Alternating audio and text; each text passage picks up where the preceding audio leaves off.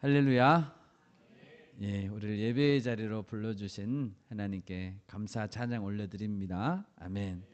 우리 좌우 옆 사람께 이렇게 인사하면 좋겠습니다. 예수님이 나의 소망이 되십니다. 예, 아멘. 예수님만이 우리의 소망이 되십니다. 예, 계속해서 이제 로마서 보고 있는데요. 지난주 말씀에서는 이제 예배에 대해서 우리가 많이 살펴봤고 또 그리스도인의 생활에 대해서 특별히 여러 이웃과의 관계에 대해서도 우리가 살펴보았습니다. 12장 1절에 보면 사도 바울은 바른 예배란 어떤 예배인가를 이야기하면서 온몸을 하나님께서 기뻐하시는 제물로 드리는 예배가 바른 예배다라고 말했습니다. 그리고 그것이 영적 예배다라고 했습니다. 우리가 드리는 예배의 영역이 주일에만 있는 것은 아니라는 거죠. 주일만 예배를 드리는 게 아니라 매일매일 드리는 우리의 삶이 예배다라고 한 것입니다. 오늘 본문에서는 국가의 정부에 대한 자세에 대해서 바울은 가르치고 있습니다. 그것도 매일의 삶 속에서 올려드리는 예배가 될 수 있죠. 우리는 모두 한 나라의 국민이고 또 국민으로서 지켜야 될 의무가 있습니다. 세상 권세 아래에 있는 그리스도인들은 그러면 어떤 자세로 정부를 상대하고 또 대해야 될까요? 첫째로 오늘 본문에서 보면 모든 권세는 하나님께로부터 난 것임을 믿어야 한다라고 말하고 있습니다. 국가가 세운 법이나 또 정부에 대한 자세를 생각해 볼 때 가장 먼저 인정해야 될 것, 우리가 인정해야 될 것은 무엇일까요? 1절에서 말씀한 대로 모든 권세는 다 하나님께서 정하신 것이다 라는 사실입니다. 여러분 믿으십니까? 네, 모든 권세는 하나님이 정했습니다. 어느 시대를 막론하고 어떤 지역이나 어떤 민족을 막론하고 세상의 모든 정부가 하나님이 모르는 사이에 세워질 수 있을까요? 하나님께서 허락하시지 않았는데 왕으로 세워질 수 있을까요? 그럴 수는 없습니다. 우리는 우주 만물을 창조하신 분이 전능하신 하나님이라는 사실을 굳게 믿습니다. 아멘. 욥기를 보시면 심지어 사탄도 하나님께서 허락하지 않으시면 욥을 시험할 수가 없었습니다. 예수님께서 세례를 받으신 이후에 광야로 가서 사탄에게 시험을 받았죠. 시험을 받았는데 성령에게 이끌려 시험을 받았다라고 했습니다. 그것조차도 하나님께서 다 주관하고 있다는 뜻이죠. 하나님은 졸지도 주무시지도 않는 분이십니다. 아멘. 모든 것을 다 보고 계십니다. 골로새서 1장 16절에 이런 말씀이 있습니다. 만물이 그에게서 창조되되, 여기서 그에게서라는 것은 예수 그리스도입니다. 만물이 그에게서 창조되되 하늘과 땅에서 보이는 것들과 보이지 않는 것들과 혹은 왕권들이나 주권들이나 통치자들이나 권세들이나 만물이 다 그로 말미암고 그를 위하여 창조되었다라고 했습니다.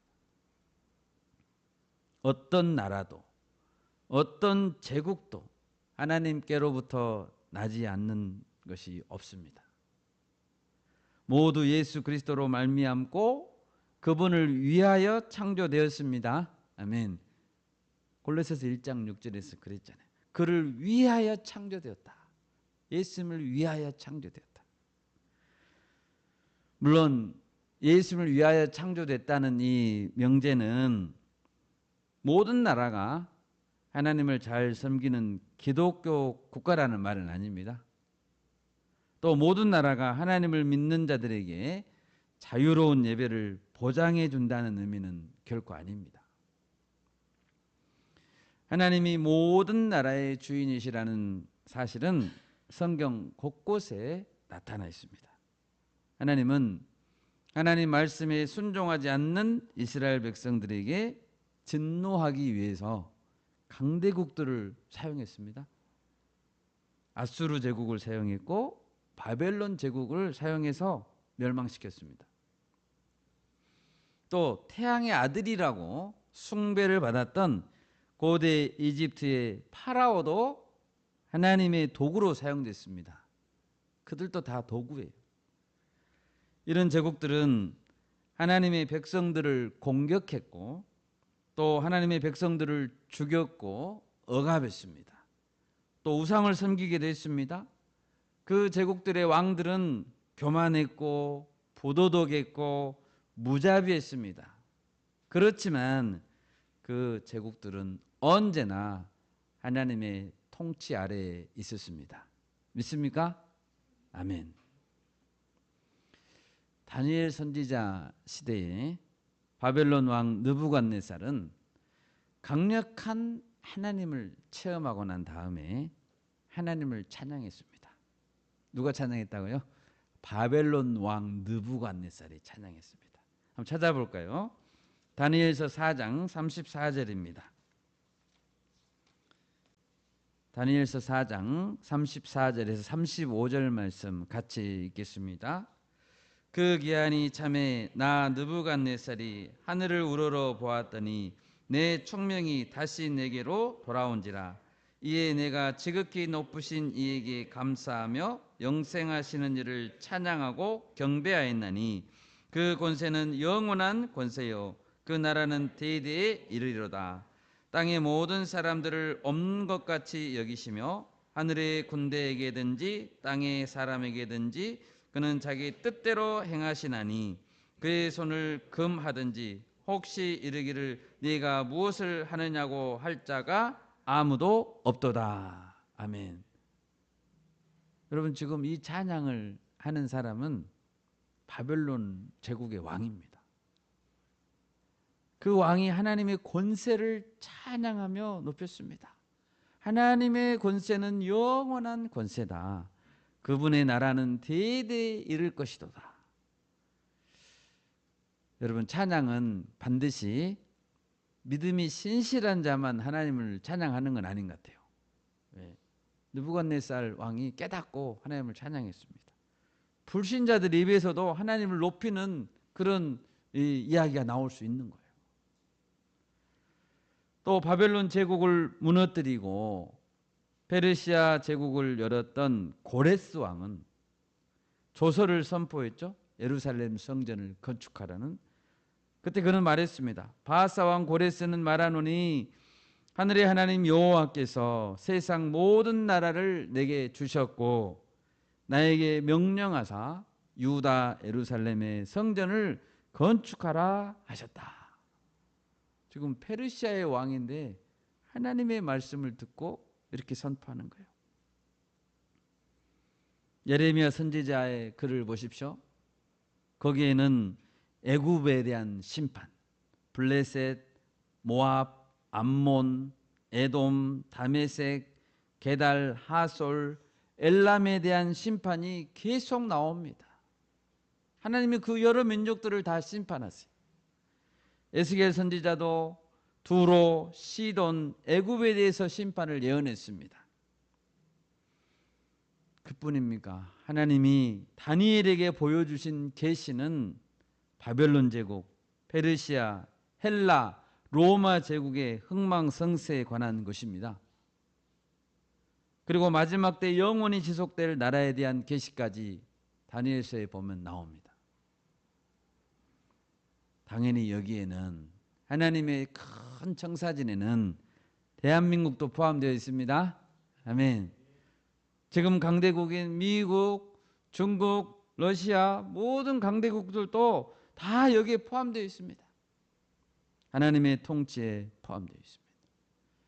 세상의 모든 역사, 모든 기록은 성경의 예언들이 성취되고 있는 과정을 보여주고 있습니다. 하나님의 주인 되심을 증명하고 있는 것입니다. 여러분, 하나님으로부터 나지 않는 권세, 그런 나라는 없습니다.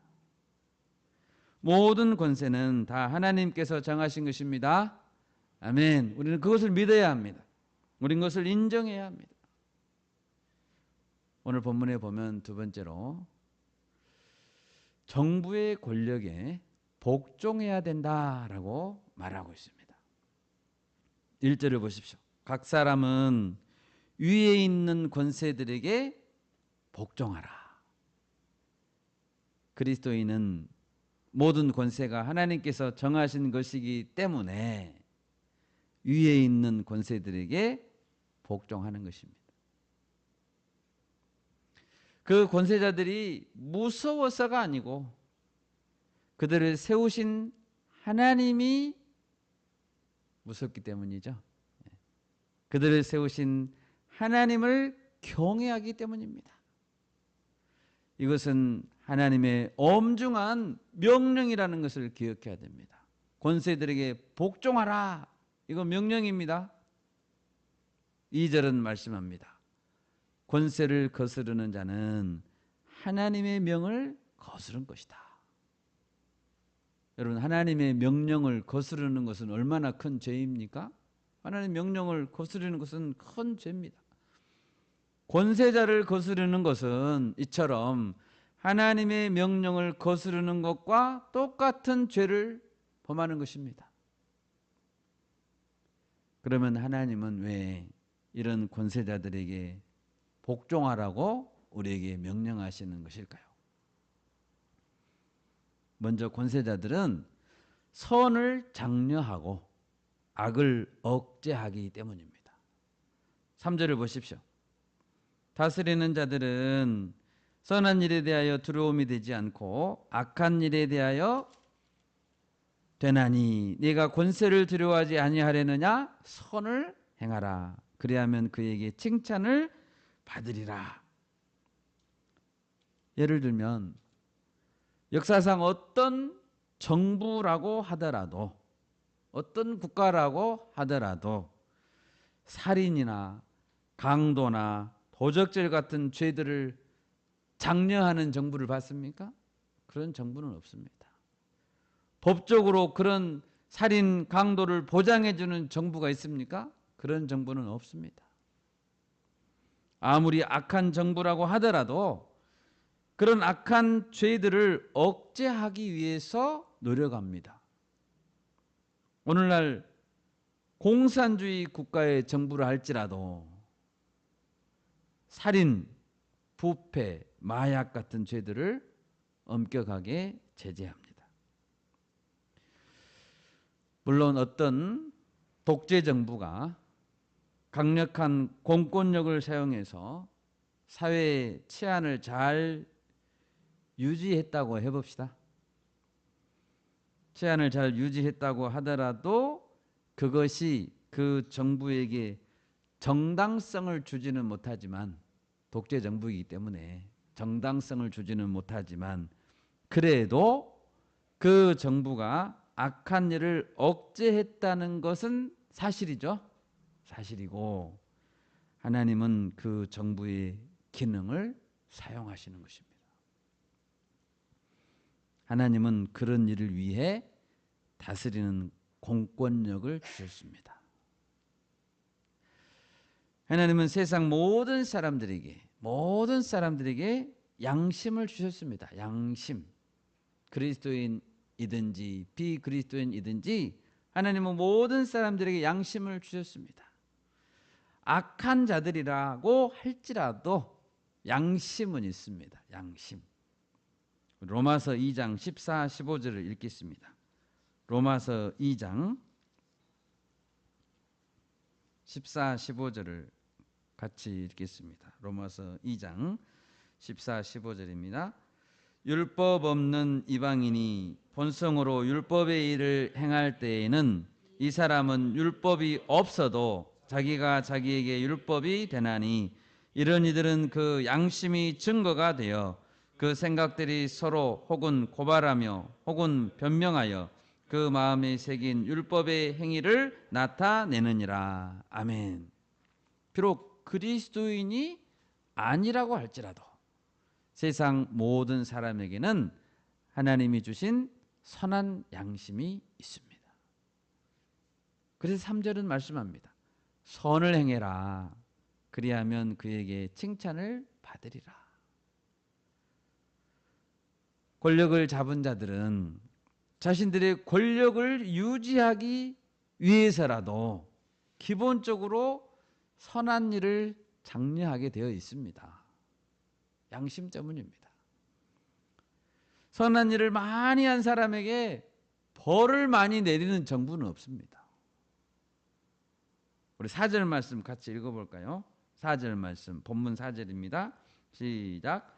그는 하나님의 사역자가 되어 네게 선을 베푸는 자니라. 그러나 네가 악을 행하거든 두려워하라. 그가 공연히 칼을 가지지 아니하였으니 곧 하나님의 사역자가 되어 악을 행하는 자에게 진노하심을 따라 보응하는 자니라. 아멘. 정부는 선한 일을 행하는 자를 법을 사용하여 보호할 것입니다. 예를 들어 보겠습니다. 사도 바울은 전도 여행 중에 여러 번 곤경을 당했습니다. 그럴 때 바울이 가진 로마 시민권은 그를 법적으로 보호하는 데 사용되었습니다. 로마 정부가 바울을 보호해 준 것이죠. 한 번은 빌립보의 감옥에 갇혔습니다. 사도 바울과 실라가 감옥에 갇혔죠. 그리고 이제 풀려났습니다. 바울과 실라가 말했습니다. 로마 사람인 우리를 죄도 정하지 아니하고 공중 앞에서 때리고 옥에 가두었느냐? 이렇게 말했습니다. 뭐라고 말했습니까? 로마 사람인 우리를. 사도 바울과 실라가 로마 시민권을 가지고 있었다는 거죠. 그러자 로마 관리들의 태도가 갑자기 바뀌었습니다. 갑자기 정중하게 바뀌었어요.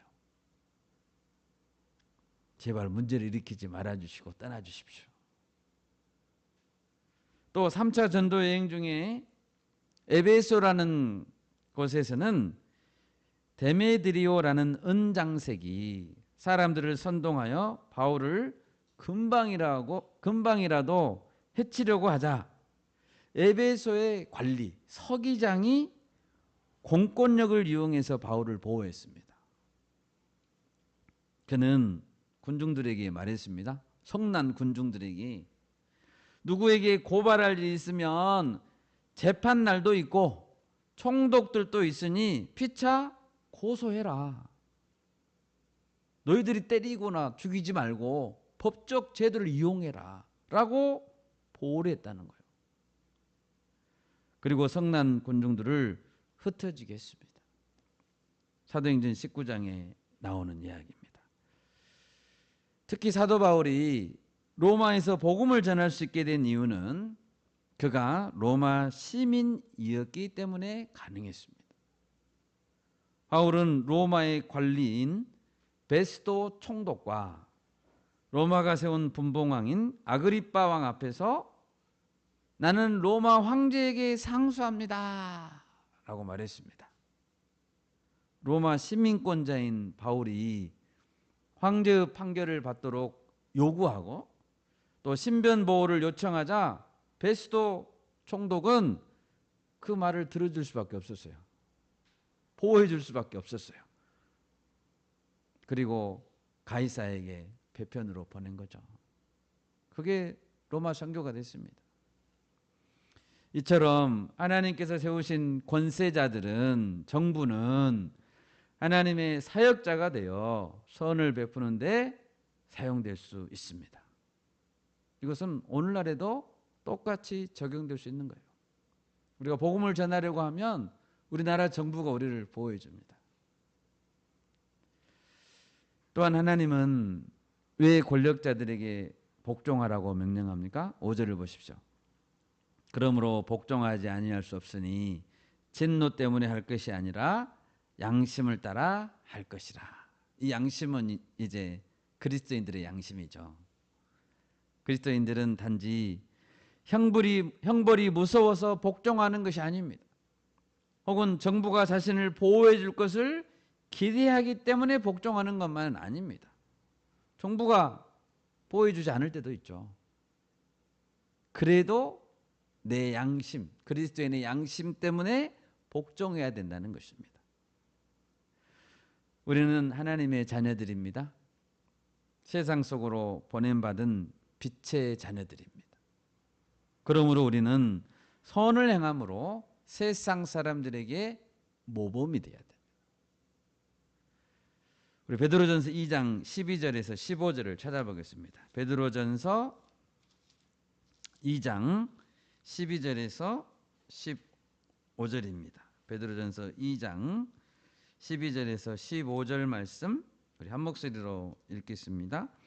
너희가 이방인 중에서 행실을 선하게 가져 너희를 악행한다고 비방하는 자들로 하여금 너희 선한 일을 보고 오시는 날에 하나님께 영광을 돌리게 하려 함이라. 인간의 모든 제도를 주를 위하여 순종하되 혹은 위에 있는 왕이나 혹은 그가 악행하는 자를 징벌하고 선행하는 자를 포상하기 위하여 보낸 총독에게 하라.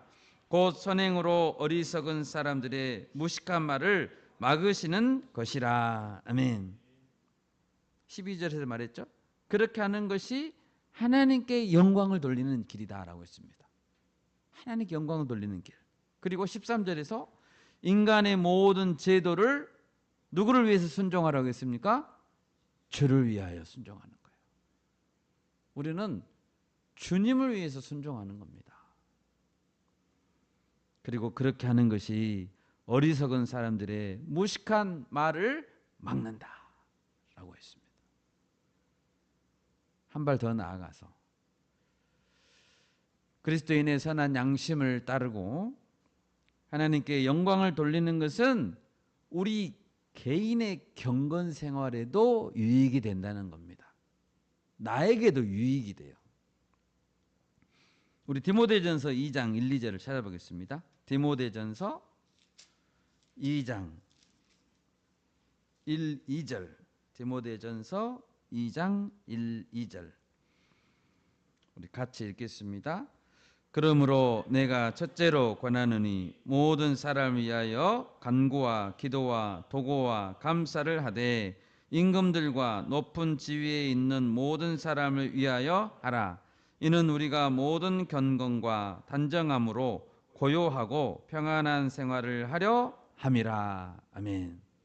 모든 경건과 단정함으로 고요하고 평안한 생활을 하고 싶으시죠? 아멘. 네, 모든 경건, 단정함으로 고요하고 평안한 생활을 우리는 하고 싶습니다. 그렇게 하려면 임금들과 높은 지위에 있는 모든 사람들에게 복종할 뿐만 아니라 그들을 위해서 기도해 줘야 됩니다. 또 감사도 해야 합니다. 그래야 우리의 경건에 유익이 된다는 겁니다. 여러분, 우리가 정부가 세운 방향에 잘 따릅시다. 아멘. 그리고 지도자들을 위해 복을 빌어줍시다. 지도자들이 잘 돼야죠. 나라가 잘 되기를 위해서 우리는 기도하기를 쉬지 말아야 됩니다. 마지막 셋째로 오늘 본문에서는 정부가 요구한 대로 세금을 내야 된다라고 말하고 있습니다. 아주 실제적인 명령이죠. 6절을 보십시오. 너희가 조세를 바치는 것도 이로 말미암음이라. 그들이 하나님의 일꾼이 되어 바로 이 일에 항상 힘쓰느니라.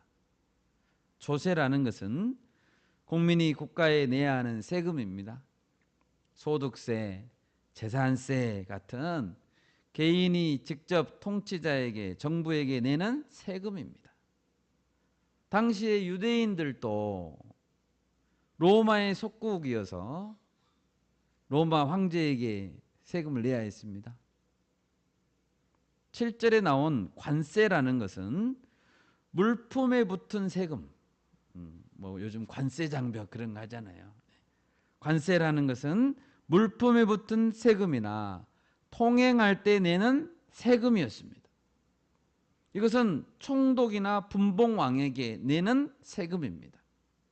사도 바울은 모든 자에게 줄 것을 주어야 한다라고 말하고 있습니다.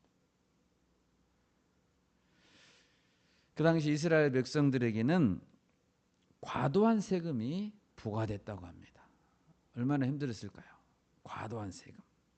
그래서 세례 요한은 세례를 받으러 나온 세리들에게, 세리들도 세례 요한에게 세례를 받으러 나왔습니다. 이 세리들에게 세례 요한이 명령한 거죠. 누가복음 3장 13절인데요. 이르되 부과된 것 외에는 거두지 말라 라고 세례 요한이 말했다는 거예요. 부과된 것 외에 많은 것을 거둬 드렸다는 걸 의미하죠. 그 당시 동족들은 이런 착취하는 세리들을 그래서 매국노라고 불렀습니다. 죄인 취급을 했습니다. 그런데 바울은 말하죠.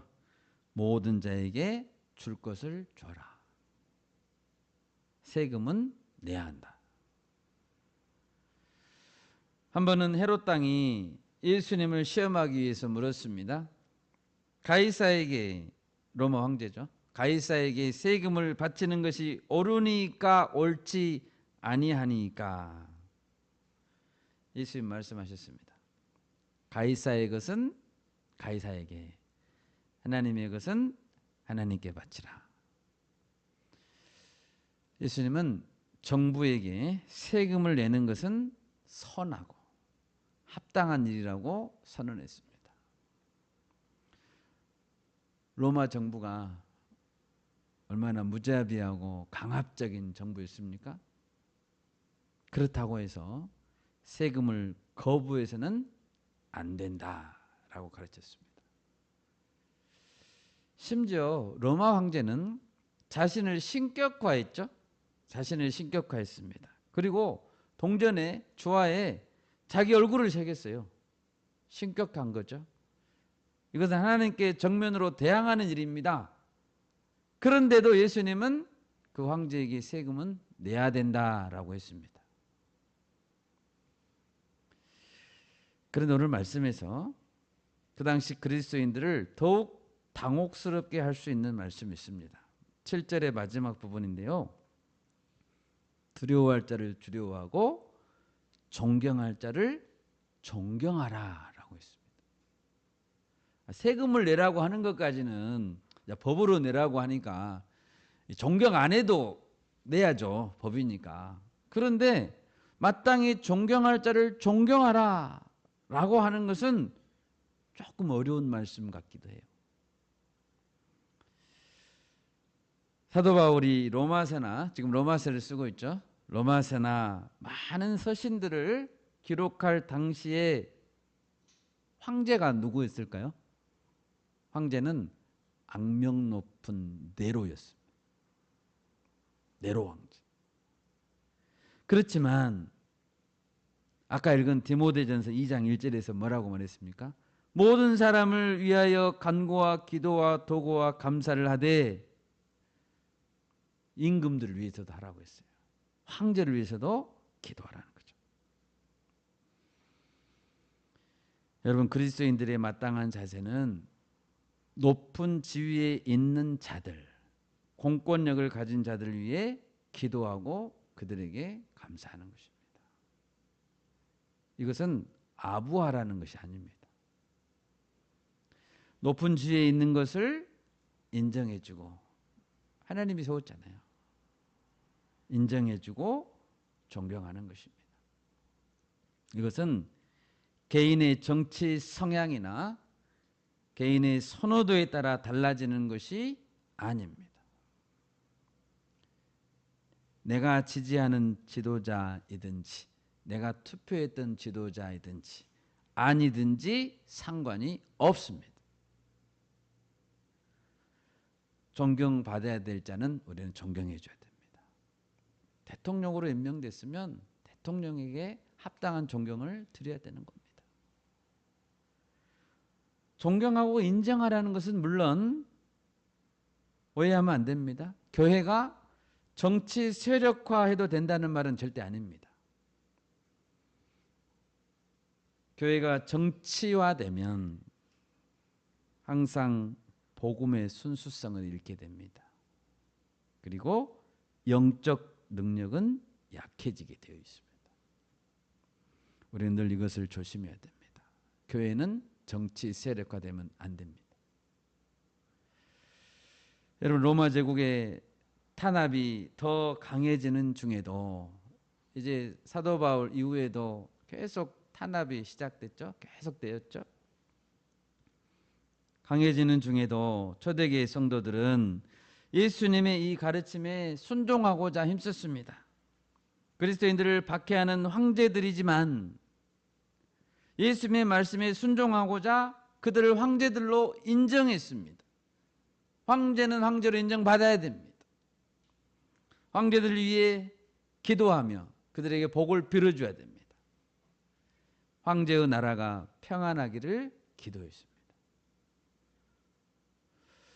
본문 13장 6절에서 그들은 하나님의 일꾼이다 라고 되어 있죠. 하나님의 일꾼. 또 하나님의 사역자. 4절에는 그렇게 되어 있죠. 하나님의 사역자, 하나님의 일꾼.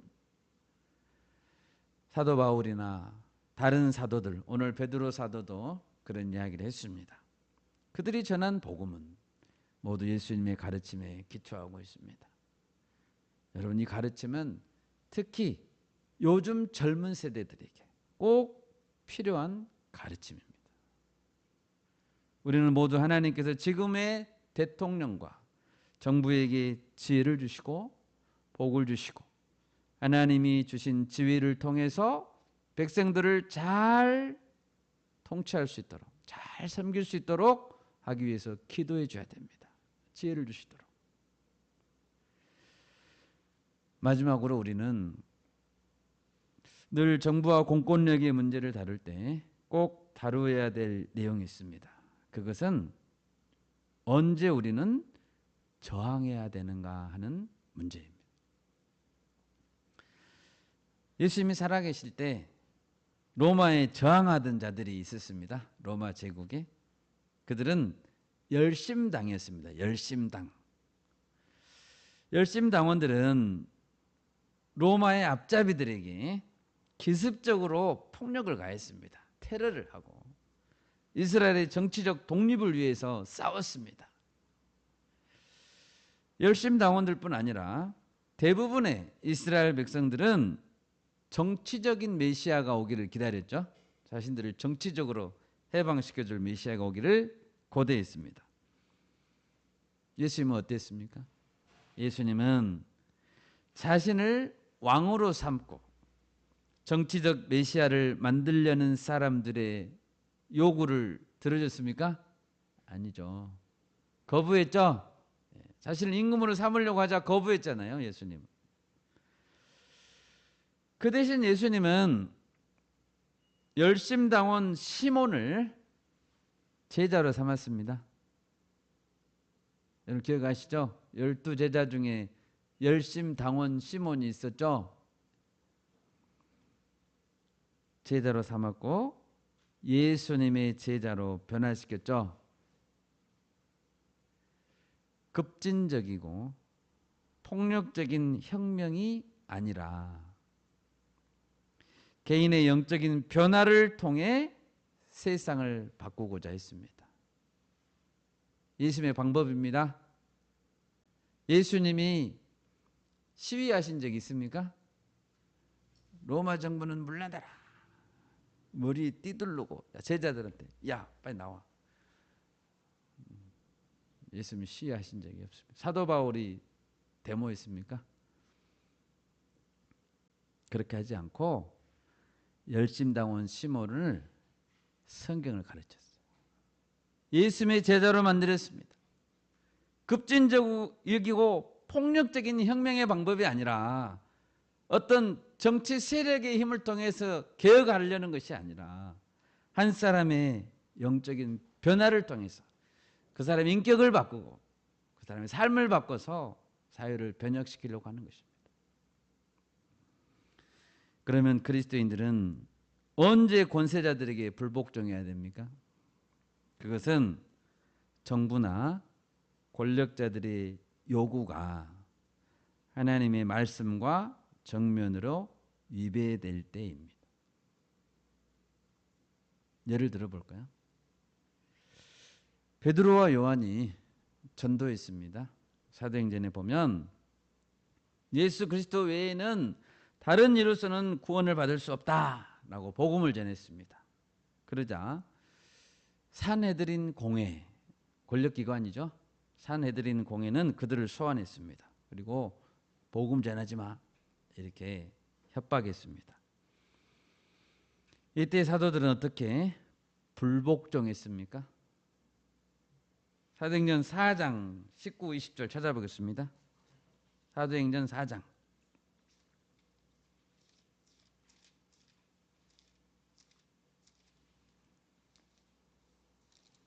19, 20절 사도행전 4장 19, 20절 우리 같이 읽겠습니다.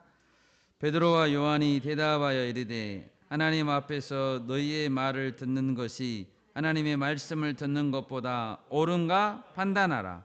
우리는 보고 들은 것을 말하지 아니할 수 없다니. 아멘. 황제에게 세금을 내야 한다. 황제를 존중해야 된다라고 하는 것은 기쁜 마음으로 복종할 수 있습니다. 세금 내야 합니다. 황제에게 격식을 갖추고 감사합니다. 수고하십니다. 해야 합니다. 그런데 예수 그리스도를 예배하지 말라. 예수 그리스도를 배교하라라고 강요한다면 순종해야 됩니까? 그러면 안 되죠. 그것은 어떤 희생을 치르더라도 불복종해야 합니다. 구약에 보면 여러 사례가 있습니다. 이집트의 바로는 히브리 산파들인 십브라와 부하에게 명령했습니다. 아들이거든 죽이고 나일강에 갖다 버리고 딸이면 살려라 라고 했죠. 어떻습니까? 왕의 명령이니까 순종해야 되나요? 복종해야 되나요? 아닙니다. 그 지시에는 순종할 수 없습니다. 그 산파들은 어떻게 했습니까? 출애굽기 1장 17절에서 21절까지 우리 같이 읽겠습니다. 그러나 산파들이 하나님을 두려워하여 애굽 왕의 명령을 어기고 남자 아기들을 살린지라. 애굽 왕이 산파를 불러 그들에게 이르되 너희가 어찌하여 이같이 남자 아기들을 살렸느냐.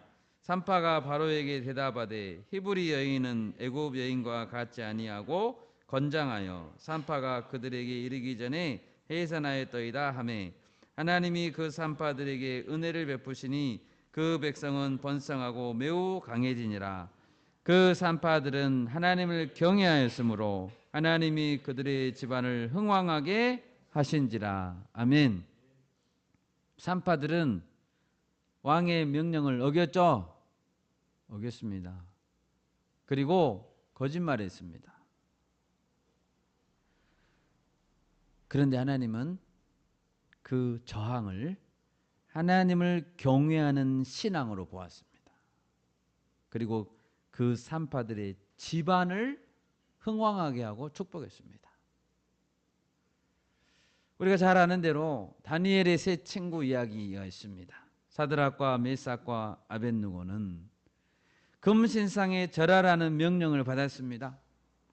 불순종하면 맹렬히 타는 풀무불에 던져진다고 국법이 정해졌습니다. 우리 다니엘서 3장 16절에서 18절 읽어보겠습니다. 다니엘서 3장 같이 읽겠습니다. 사드락과 메삭과 아벳느고가 왕에게 대답하여 이르되 느부갓네살이여 우리가 이 일에 대하여 왕에게 대답할 필요가 없나이다.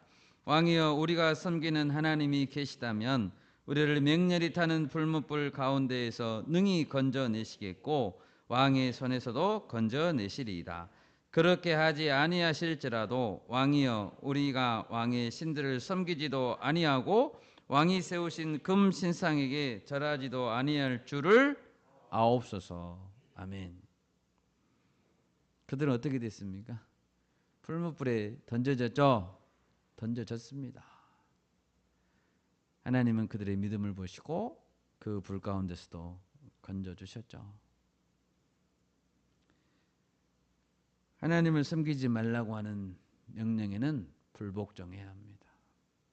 예배를 드리지 말라고 하면 우리는 불복종해야 합니다. 예배 드려야죠.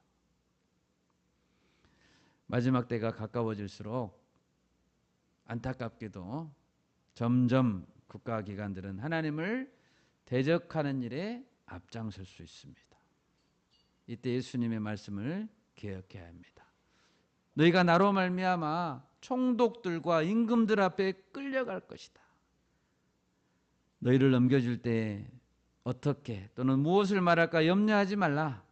그때 너희에게 할 말을 주시리니 말하는 이는 너희가 아니라 너희 속에 말씀하시는 아버지의 성령이시다.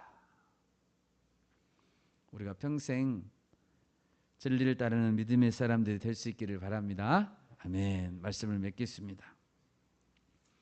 오늘 본문에서 세상에는 권세자들과 정보기관들이 있는데 그들을 하나님께서 세우셨다라고 했습니다. 그래서 우리는 이 점을 기억하고 그 권세자들에게 복종해야 된다라고 말했습니다. 적극적으로 선한 일을 행해야 되고 높은 지위에 있는 자들 위해서 기도해야 된다라고 말했습니다. 그들에게 정중하게 격식을 차리고 복종해야 합니다. 하나님께서 대한민국의 대통령과 정부에게 지혜를 주시기를 기도합니다. 아멘. 주님이 오실 날이 다가올수록 우리는 예수의 말씀을 따라 진리 위에 서야 됩니다. 만약 누군가 하나님의 말씀을 정면으로 어기라고 명령하든가 예배를 드리지 말라고 명령한다면 우리는 저항해야 됩니다. 하나님께서 그때 우리에게 순결함과 지혜를 주시기를 소원합니다. 아멘. 제가 기도하겠습니다.